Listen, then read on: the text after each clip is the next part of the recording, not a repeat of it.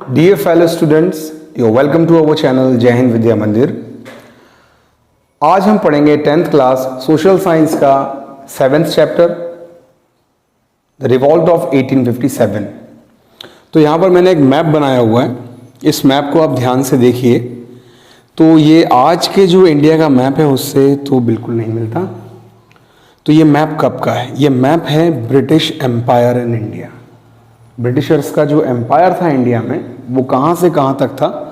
इधर जो आज का पाकिस्तान है वहाँ से देखेंगे तो नीचे म्यांमार तक इतना लंबा पूरा जो रीजन दिख रहा है हमें, इस रीजन पे ब्रिटिशर्स यहाँ पे रूल किया करते थे। अब पढ़ना क्या है? पढ़ना है रिवोल्ट ऑफ 1857। क्यों रिवॉल्ट? क्यों? कई क्वेश्चंस आएंगे कि रिवॉल्ट क्यों, रिवॉल्ट किससे या किन्होंने, ये सारे क्वेश्चन हमारे सामने आने वाले हैं। तो इन्हें हम बारीकी से डिस्कस करेंगे और हर एक क्वेश्चन का आंसर हम जानेंगे। सबसे पहले तो आप समझ लीजिए कि जो ब्रिटिशर्स थे वो यहाँ पर मतलब कब्जा करके बैठे हुए थे हम लोगों की मर्जी के बिना। दूसरी चीज़ आप ये समझिए कि जो अभी इस समय आपको इंडिया दिखता है, जैसे ये मतलब मध्य प्रदेश, उत्तर प्रदेश, बिहार, कश्मीर, इस तरह के स्टेट्स नहीं हुए करते थे उस टाइम पे। उस टाइम पे मतलब स्टेट तो थे पर वो राज्य की तरह, जैसे कोई रीजन होता है तो वहाँ पर एक राजा होता है, शासक होता है वहाँ का, वो उसे चलाता है। इसी तरह वो स्टेट्स भी थे। ऐसे तकरीबन 645, तकरीबन 655 कई रिकॉर्ड्स में आता है, इतनी रियासतें थी, यानी इतने स्टेट्स थे यहाँ पे। और उन स्टेट्स पर जो राज करते थे उन लोगों के बारे में हमने इसमें पढ़ना है कि कौन लोग राज करते थे और फिर ब्रिटिशर से उनकी क्या ताना बाना हुआ और क्यों ये रिवॉल्ट दरपेश आया। तो सबसे पहले तो देखिए बेटा कि जब ब्रिटिशर्स इंडिया में पूरी तरीके से मतलब इंडिया को कब्जे में ले लिया, अब ब्रिटिशर्स ऐसा क्या कर रहे थे जो इंडियन चिढ़े इतना या इंडियन उनको अपने ऊपर से हटाना चाहते थे। तो सबसे पहले देखिए कि पहला पॉइंट तो यही है कि यहाँ पर जबरदस्ती घुसे थे, यहाँ की पॉलिटिक्स को उन्होंने अपने हाथ में जबरन लिया था। दूसरा पॉइंट हम देखेंगे तो पॉलिटिकल रीजन क्या है। दूसरा पॉइंट जो देखेंगे हम, पॉलिटिकल रीजन। क्या? Political reason. दो लोगों के आपको नाम याद रखने हैं जो एग्जाम में पूछे भी जाते हैं, जिनसे रिलेटेड क्वेश्चंस भी आते हैं। सबसे पहले आपने याद रखना है लॉर्ड वेलेस्ली और दूसरा आपने याद रखना है लॉर्ड डलहौजी। ये दो वायसराय थे, लॉर्ड थे किनके? ब्रिटिश ईस्ट इंडिया कंपनी के। और ये जो ब्रिटिश एम्पायर था ये ईस्ट इंडिया कंपनी के थ्रू यहाँ पे रन किया जाता था। वो कंपनी मतलब ब्रिटेन की ही थी, वो रानी को ही रिपोर्ट करती थी, लेकिन कहने के लिए क्या था कि वो राज किसका है? ईस्ट इंडिया कंपनी का है। अब पॉलिटिकल रीजन में मैंने दो लोगों का नाम लिया, दो वायसरायस के मैंने नाम लिए हैं। क्यों लिए हैं उनके पीछे रीजन बताता हूँ मैं। पहला मैंने बोला आपसे लॉर्ड वेलेस्ली। लॉर्ड वेलेस्ली ने जो है भारत के जो राज्य थे उनको ब्रिटिश एम्पायर में मिलाने के लिए मतलब बहुत संघर्ष किया, जो कि एक थ्योरी लेकर आया था जिसे हम बोलते हैं थ्योरी। किस कॉन्टेक्स्ट में बोल रहा हूं मैं थ्योरी? इसे आप ऐसे ना समझ लें कि कोई साइंस की थ्योरी है, कोई एक कॉन्सेप्ट लाया था वो, जिसके जरिए भारत के जो राज्य थे उन्हें उसे अपने में मिलाना था। इसे वो कहता था सब्सिडायरी अलायंसेस। क्या बोलता था? Subsidiary alliances. सब्सिडायरी अलायंसेस मतलब कि किसी भी एक राज्य के साथ वो लोग एक अलायंस करते थे या बोलेंगे संधि करते थे और उस राज्य से कुछ नियमों पर साइन करवाते थे और कुछ नियमों पर खुद साइन करते थे। अब डिस्कस कर लेते हैं वो नियम क्या थे। सबसे पहला नियम तो आप ये याद रखिए कि जो भी राज्य वेलेस्ली के थ्रू जो ईस्ट इंडिया कंपनी का चार्टर है वो साइन करेगा, अलायंस करेगा, तो वो बिना ईस्ट इंडिया कंपनी की इजाज़त के किसी भी दूसरे राज्य से डायरेक्ट कांटेक्ट नहीं रख सकता। यहाँ तक कि उनकी जो वैवाहिक संबंध बनते थे, मैरिटल स्टेटस बनते थे, रिलेशंस बनते थे, उसके लिए भी उन्हें ब्रिटिशर से अनुमति लेनी पड़ेगी। और दूसरा कि जो ब्रिटिश आर्मी है उसका एक छोटा टुकड़ा वहाँ पर रिमेन रहेगा उनके राज्य में और वो उसको फंडिंग करेंगे, खाना खिलाएंगे, जो भी कुछ करेंगे, मतलब पैसा खर्च आर्मी पर किसका होगा? उस राज्य का। इसके एवज में उस राज्य को क्या मिलेगा? इसके एवज में उस राज्य को मिलेगा प्रोटेक्शन। और प्रोटेक्शन किससे? दूसरे राज्यों से जो ऑलरेडी इंडिया के हैं। मतलब आप इससे ये भी समझ सकते हैं कि जो उस टाइम का पॉलिटिकल बैकग्राउंड था इंडिया का, वो काफ़ी तना था, यानी कि एक दूसरे से इनकी आपस में बनती नहीं थी। तो ब्रिटिशर्स इस पॉलिसी को, मतलब जो लॉर्ड वेलेस्ली लेकर आया था, इसे मतलब सब्सिडायरी अलायंसेस कहते हैं, और इसके ज़रिए बहुत सारे राज्य उन्होंने अपने में मिला लिए। तो जाहिर सी बात है कि जो पॉलिटिकल रीजन में हमें ये लिखना है कि जो राजा सब्सिडायरी अलायंसेस के तहत मतलब जो स्टेट्स ब्रिटिश एम्पायर में मिले हैं, तो वो तो चिढ़े होंगे ना, उनसे चिढ़ रहे होंगे। दूसरा था लॉर्ड डलहौजी। लॉर्ड डलहौजी ये भी एक नीति लाया था, वेलेस्ली के बाद आया ये। लॉर्ड जो डलहौजी था, ये जिस नीति को लाया था, जो पॉलिसी थी इसकी, वो थी डॉक्ट्राइन ऑफ लैप्स। ये भी मतलब एक तरीके से डेंजरस थी, बहुत डेंजरस थी, और इसने बहुत नुकसान भी पहुंचाया किन्हें? इंडियंस को, यानी इंडियन रूलर्स को। क्या नुकसान पहुंचाया देख लेते हैं। सबसे पहला जो इसमें एक जो कॉन्सेप्ट था वो ये था, या उसका एक रूल था वो ये था कि जो भी राज्य या जो भी स्टेट का राजा निपूत होता है, मतलब उसकी संतान नहीं होती है और उसका कोई भी मतलब नॉमिनी नहीं है स्टेट का, आगे डिसेंडेंट नहीं है या उत्तराधिकारी नहीं है, तो वो राज्य जो है वो डायरेक्टली जो हस्तांतरित हो जाएगा, डायरेक्टली जो ब्रिटिश एम्पायर में ट्रांसपोर्ट हो जाएगा। ये क्लियर हुआ आप लोगों को? यानी वो राज्य के मालिक कौन हो जाएंगे? ब्रिटिश। और मालिक बनने के बाद वो चाहें जिसे उस गद्दी पर बैठा सकते हैं, तो जाहिर सी बात है वो पपेट को बैठाएंगे, यानी जो उनकी बात को मानेगा।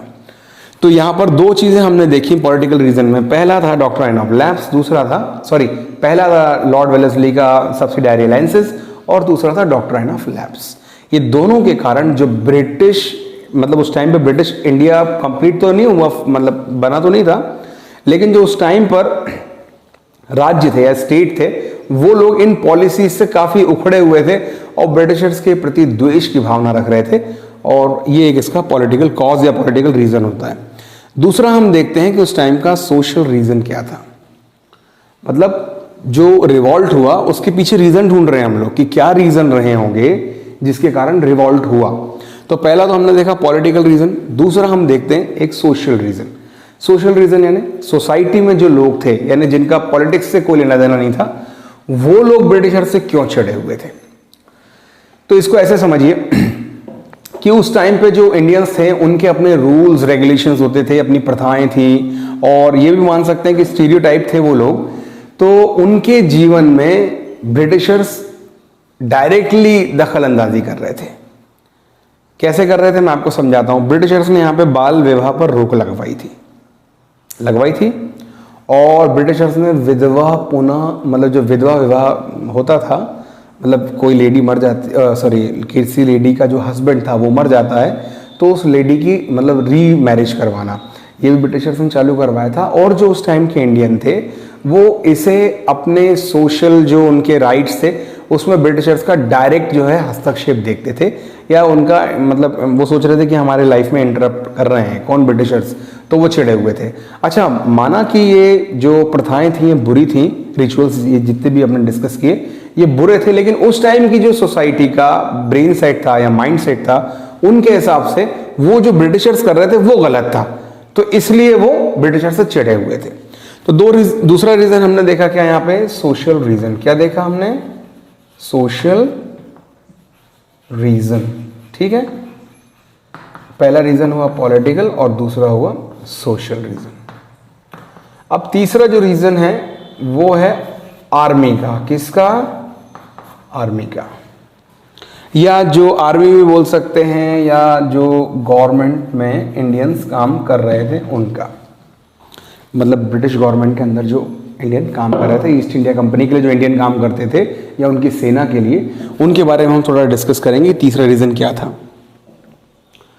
जो ब्रिटिश सेना में इंडियन सैनिक थे, ख्वाह वो मुसलमान हों, वो मतलब हिंदू हों, इससे फर्क नहीं पड़ता, ब्रिटिशर्स डिसिप्लिन बहुत थे, ये आपको जान लेना चाहिए। तो वो लोग एक यूनिफॉर्म चाहते थे, सभी सैनिकों में एक यूनिफॉर्म चाहते थे। लेकिन इंडिया कैसी कंट्री, एक डाइवर्स कंट्री, यहाँ डिफरेंट रिलीजन के लोग रहते हैं, सभी की अपनी अपनी मान्यताएं हैं।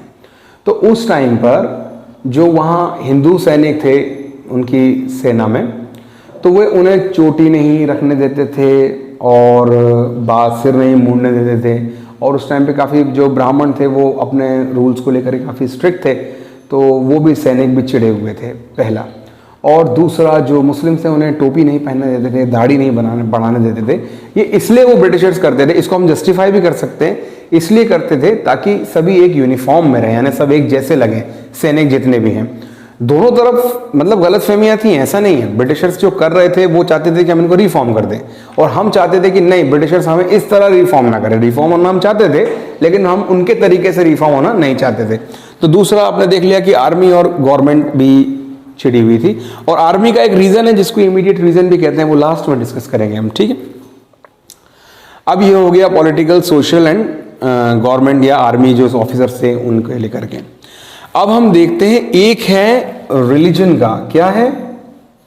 रिलीजन का। किसका? रिलीजन। मैंने आपको बताया इंडिया एक डाइवर्स कंट्री है, और ये बहुत काफ़ी लंबे समय से है डाइवर्स। मोहम्मद बिन कासिम के आने के बाद से डाइवर्स ही है। उससे पहले तो डाइवर्स नहीं थी, लेकिन मोहम्मद बिन कासिम के आने के बाद यानी 712 AD के बाद से इंडिया काफ़ी डाइवर्स हो गया। यहाँ पे मुस्लिम, हिंदू और अलग अलग जो है अब्राहमिक रिलीजन्स भी यहाँ पे आ गए, और आज ये हम देख रहे हैं इंडिया कितना डिफरेंट कलर से दिखता है हमें। तो यहाँ पर हम जानेंगे कि रिलीजन रीज़न क्या रहा होगा। तो उस टाइम पे जो मिशनरीज थी ब्रिटिशर्स की, मिशनरीज बोलते हैं जिनका काम ही था लोगों को क्रिश्चियन बनवाना। दूसरा, वो लोग क्या कर रहे थे, जो यहाँ का एजुकेशन सिस्टम था उसे बदल रहे थे। यानी जो लैंग्वेज का मीडियम था, पहले संस्कृत था, जो इस्लाम पढ़ते थे, इस्लाम की जो बुक पढ़ते थे, उन लोगों के लिए अरबिक या उर्दू या फारसी था। तो इन लोगों ने जो नए स्टूडेंट्स पढ़ने के लिए आएंगे उनके लिए भी लैंग्वेज बैरियर हटा दिया था, सॉरी लैंग्वेज बैरियर लगा दिया था कि इंग्लिश में ही वो पढ़ेंगे, ठीक, पहली चीज। दूसरा, मिशनरीज इनडायरेक्टली काम कर रही थी पीछे छिप करके ज्यादा से ज्यादा लोगों को क्रिश्चियन बनाने के लिए। तो एक रिलीजन कारण ये भी हुआ कि इन कारण से भी लोग चिढ़े हुए थे। अब हम एक और रीजन देख लेते हैं जिसे हम बोलते हैं इमीडिएट रीजन। क्या बोलते हैं? Immediate reason. अच्छा, इसको ध्यान से सुनिए, ये काफ़ी इंपॉर्टेंट है। एक दिन क्या हुआ कि रवि और मोहन दो दोस्त थे और वो क्लास में लड़ गए, एकदम लड़े।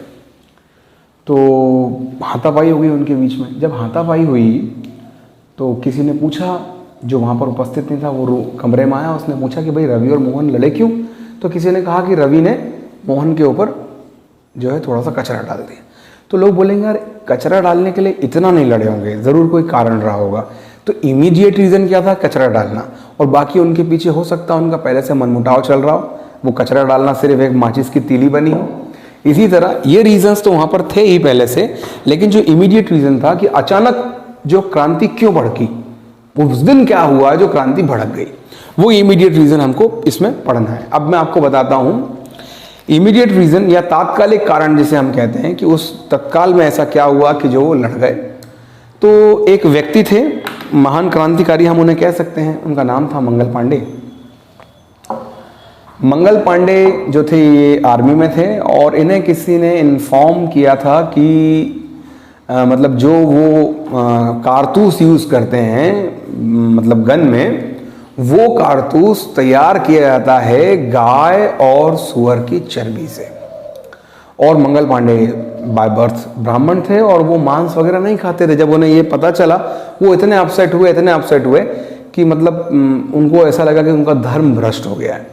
तो वो क्या करते हैं, वो जाते हैं और वहाँ पर बाकी लोगों को भी ये न्यूज़ स्प्रेड करते हैं। तो इस न्यूज़ के स्प्रेड होने से जो ब्रिटिश आर्मी थी उनको भी काफ़ी धक्का पहुंचा, क्योंकि ज़्यादातर लोग जो थे वो मंगल पांडे के फॉलोअर बन रहे थे। इसी बीच एक दिन जो मार्च था, मार्च में मतलब सभी सैनिक खड़े होते हैं और उन्हें बुलेट फायर करना होता है चेकिंग के दौरान, ट्रेनिंग के दौरान। तो कारतूस काटने के लिए कहा गया मंगल पांडे से कि आप कारतूस काटिए, और भरमार बंदूक होती थी उसके अंदर भरिए, और कारतूस को दांत से काटना होता था। भरमार बंदूक में भरिए। मंगल पांडे ने रेजिस्ट किया, डायरेक्टली मना किया उसने, मतलब वो कारतूस काटने से उन्होंने मना कर दिया। इसके बाद क्या होता है कि वो बहुत ज़्यादा मतलब एक्साइटेड होते हैं और गुस्से में उठते हैं, कारतूस काटते हैं, बंदूक में भरते हैं, और अंग्रेज़ जो अधिकारी सामने खड़ा था उसे शूट कर दिया उन्होंने। इसकी आपको डेट याद रखनी है 29 ऑफ मार्च, क्योंकि ये क्वेश्चन बहुत पूछा जाता है एग्जाम में कि what was the immediate reason of revolt of 1857 में। ये आपसे बहुत बार क्वेश्चन पूछा जाता है, और अगर डायरेक्ट क्वेश्चन आता है कि कॉजेज लिखिए 1857 के, तो उसमें एक रीज़न भी है ये, इसलिए हमें याद भी करना है। और दूसरा, समटाइम्स वो आपसे शॉर्ट नोट पूछ सकता है मंगल पांडे के ऊपर, तो देखो ये भी आ गया। यानी तीन तरह के क्वेश्चंस में आपके ये काम आएगा। अब देखिए इमीडिएट रीजन में हमने पढ़ा 29 ऑफ मार्च था, और मंगल पांडे ने जो है शूट कर दिया। अब इसके बाद 8 अप्रैल 1857 को उन्हें जो है फांसी पे लटकाया गया। 29 मार्च 1857 को उन्होंने शूट किया, किसको? ब्रिटिश ऑफिसर को। और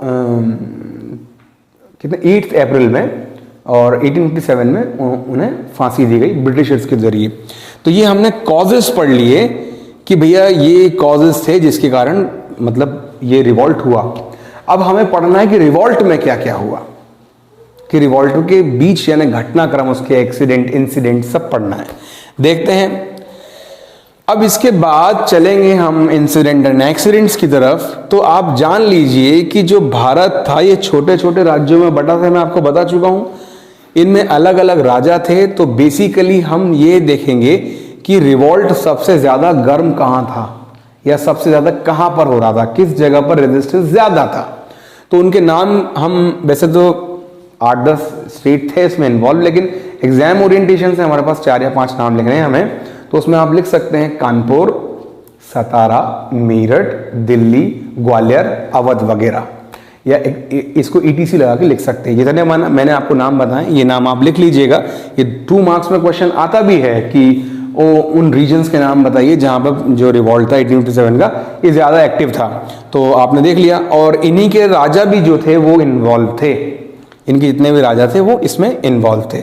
घटनाक्रम में मैं आपको सिर्फ एक चीज ये बताई, और दूसरा राजाओं के नाम आपसे पूछ सकता है कि जो उनके शासक थे या जो भी रूलर्स थे उनके नाम लिखिए जो 1857 के रिवॉल्ट में शामिल हुए। तो आप नाम याद कर लीजिए, झांसी की रानी लक्ष्मीबाई, नाना साहेब, तात्या टोपे, बेगम हजरत महल, बहादुर शाह जफर इत्यादि। आप इसके आगे फिर एक्सेट्रा लिख करके छोड़ दीजिएगा। अब हमने देखा कि ये भी हमारा कंप्लीट हुआ। पहली चीज तो हमने जाना कि घटनाक्रम में क्या हुआ, तो सबसे ज्यादा किन जगहों पर रेजिस्टेंस हुआ, तो हमने वो रेजिस्टेंस भी चेक कर लिया, और इन्वॉल्व जो रूलर्स थे उनके नाम भी हमने देख लिए। और ये 2 मार्क्स में 2 क्वेश्चन में से एक क्वेश्चन जरूर आता है, अक्सर अमूमन आता है। हमने डिस्कस किया 2 मार्क्स का एक क्वेश्चन यहाँ पर पॉलिटिकल, जब मैंने रीजन आपको बताए थे। पॉलिटिकल रीजन में मैंने आपको कहा था कि जो इनकी पॉलिसी थी सब्सिडायरी अलायंसेस, इसके मतलब इसको लेकर के 2 मार्क्स में क्वेश्चन पूछ लेता है कभी कभी, what was the subsidiary alliances. दूसरा, इसी में पॉलिटिकल रीजन में हमने देखा था डॉक्ट्राइन ऑफ लैप्स, तो वो भी पूछता है एग्जाम में 2 मार्क्स में। तो हमने यहां पर इतनी सी थ्योरी के अंदर कम से कम 4 या 5 क्वेश्चन तैयार कर लिए हैं 2 मार्क्स के। और 3 मार्क्स में मैंने आपको बताया था कि डायरेक्टली पूछता है कि कोई भी 3 कॉजेज लिखिए, तो हम लिख देंगे। 3 कॉजेज लिखने हैं ना हमें, तो हम लिख देंगे। अगर वो पूछता है डायरेक्टली कि what was the immediate reason, तो वो भी लिख देंगे। इजी हो गया। हमने जगहें भी देख ली कहां कहां पर हुआ था, रिवॉल्ट ज्यादा एक्टिव था। हमने उन रूलर्स के नाम भी पढ़ लिए जो इसमें इन्वॉल्व थे। अब आया क्वेश्चन फाइनल कि अगर 1857 में रिवॉल्ट हुआ तो हम आजाद 1947 में क्यों हुए। इसका मतलब यह हुआ कि 1857 का रिवॉल्ट जरूर फेल हुआ था, नहीं तो हम 1857 में आजाद हो जाते ना, वो फेल हुआ था। क्या रीजंस थे फेल होने के, वो रीजंस हमने पढ़ने हैं। एग्जाम में पूछता भी है कि व्हाट वो the reason behind the failure of revolt 1857। ठीक है, अब रीजंस देख लेते हैं। मैं राइट डाउन नहीं करूंगा, अब मैं ओरली बता रहा हूं आपको, आप लिखते जाएं। सबसे पहले देखिए कि फेलियर का रीजन क्या था, वो थी टेक्नोलॉजी। टेक्नोलॉजी में जो ब्रिटिशर्स थे ये हमसे आगे थे। हमारे पास ट्रेडिशनल वेपन्स थे। ट्रेडिशनल वेपन्स जैसे कि तलवार, स्वॉर्ड है ना, स्पीयर, ये सब चीजें थी हमारे पास लड़ने के लिए। और ब्रिटिशर्स किसके साथ में थे, सबसे पहली चीज गन पाउडर, बारूद, दूसरा गन। ये एडवांटेज उनके पास में था। किनके पास था, ब्रिटिशर्स। तो पहला रीजन आप लिखेंगे क्या, ट्रेडिशनल वेपन्स। इसको हेडिंग बनाएंगे और उसके अंदर आप लिख देंगे कि ट्रेडिशनल वेपन, इंडियंस जो थे, Indians were fighting with traditional weapons and Britishers were fighting with gun powder and gun. ये पहला रीजन हो गया, और समझ में भी आता है ककल वाले को कि भाई गन के आगे ये स्पीयर स्वॉर्ड क्या करेंगे, पहली चीज। दूसरा था अनयूनाइटेड आर्मी, मतलब एक ऐसी आर्मी जो यूनाइट नहीं थी। यूनाइट क्यों नहीं थी? क्योंकि अभी देखो रीजन निकलते जा रहे हैं। पहला क्या बताया आपको, बताया कि इनके पास वेपन्स अच्छे नहीं थे, ट्रेडिशनल वेपन्स थे। दूसरा बताया अनयूनाइटेड आर्मी। अब अनयूनाइटेड आर्मी में हम लिख देंगे कि इनकी जो आर्मी थी वो अनयूनाइटेड थी, जबकि फौज हमेशा यूनाइट होनी चाहिए लड़ने के लिए, तभी आप लड़ सकते हैं। तो क्या थी इनकी फौज? अनयूनाइटेड थी। क्यों थी अनयूनाइटेड? कम्युनिकेशन प्रॉब्लम था।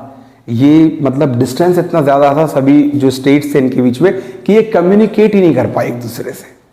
ये रीजन था कि एक हमेशा क्या रहे, अनयूनाइटेड रहे। अनयूनाइटेड और क्या कारण थे भैया? Lack of leadership. लीडरशिप ही अच्छी नहीं थी। लीडर कौन था? बूढ़ा बादशाह बहादुर शाह जफर।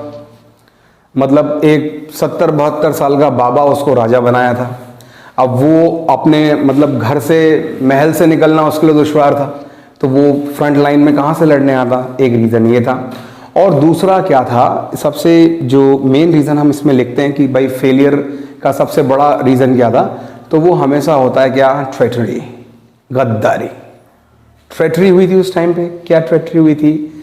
जो कुछ हमारे शासक थे, अब नाम उस टाइम बुक में पूरे तरीके से मेंशन नहीं है, बस ये है कि ग्वालियर के जो रीजन था वहाँ के राजा थे जो ब्रिटिशर्स के साथ मिल गए थे जाकर के, और उन्होंने ब्रिटिशर्स को जो डेट थी, मतलब इन लोगों ने डिसाइड किया था कि हम डेट को जो है एक खास डेट को हम रिवॉल्ट करेंगे, लेकिन ब्रिटिशर्स को पता चल गया तो ब्रिटिशर्स ने उनसे पहले ही उन पर हमला कर दिया। तो ये एक शॉकिंग था किन के लिए? इंडियंस के लिए। तो वो इस रिवॉल्ट को नहीं ओवरकम कर पाए। तो ये थे रीजंस किसके पीछे? फेलियर के पीछे। अब एक फाइनल क्वेश्चन जो एग्जाम में पूछा जाता है, और चैप्टर का भी एंड हो रहा है। चैप्टर का एंड ये हो रहा है कि वो आपसे क्वेश्चन पूछेगा कि भाई रिवॉल्ट हुआ, कैसे हुआ बता दिया, रिवॉल्ट में क्या क्या हुआ, इंसिडेंट एक्सीडेंट्स बता दिए, फिर रिवॉल्ट का आपने रिजल्ट बता दिया कि भाई फेलियर हुआ। अब वो पूछेगा कि इस रिवॉल्ट के इम्पैक्ट क्या थे, यानी इस रिवॉल्ट का इम्पैक्ट क्या छूटा सोसाइटी के ऊपर, इंडियन सोसाइटी के ऊपर। तो देखिए बहुत ये हमें बताना है कि बहुत ग्लोरीफाई करके जो है इस रिवॉल्ट को रखा गया। दूसरा, इंडियन जो लोग थे इनके अंदर क्या आया? इससे यूनिफिकेशन आया। लोग समझ गए थे कि जो ब्रिटिशर्स हैं ये हमारा भला करने के लिए नहीं बैठे हैं। ईस्ट इंडिया कंपनी रिटर्न हो गई। ईस्ट इंडिया कंपनी कहाँ चली गई? वापस ब्रिटेन चली गई, और इंडिया किस रूल के अंदर आ गया? अब क्वीनशिप के अंदर आ गया। ठीक है, किंगशिप नहीं बोलते हैं क्योंकि ब्रिटेन में क्वीन होती है, किंग नहीं होता वहाँ। ठीक है, तो अब क्वीनशिप के अंदर आ गया है इंडिया। और सबसे बड़ी चीज जो थी वो ये थी कि लोग जाग गए थे, मतलब अवेकन था ये लोगों के लिए। लोग जाग चुके थे और ब्रिटिशर्स को अब यहां से खदेड़ने के लिए तैयार खड़े थे। और कैसे कैसे खदेड़ा ये हम पढ़ेंगे 8th 9th चैप्टर में। 9th चैप्टर में जाकर के इसका कंक्लूजन हो जाएगा। फिलहाल इस वीडियो को ध्यान से देखें और रिवाइज करके सारी जो टर्म्स मैंने यूज करी हैं इन्हें आप देख लें और अच्छे से याद कर लें। फिलहाल के लिए इतना ही, मिलेंगे अगले वीडियो।